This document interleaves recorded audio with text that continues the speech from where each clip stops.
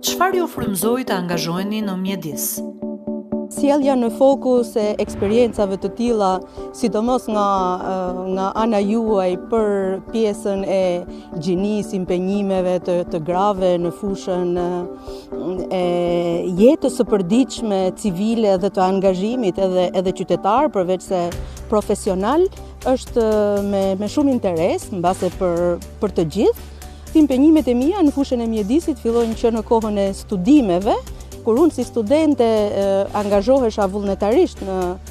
organizata për mbrojtjen e mjedisit në Shkodër dhe më pas përsëri si pjesë e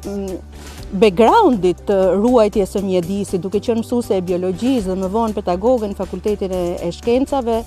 Kjo përveç se anës profesionale të përditshme dhe motivit pastaj për të shtyr atë edukim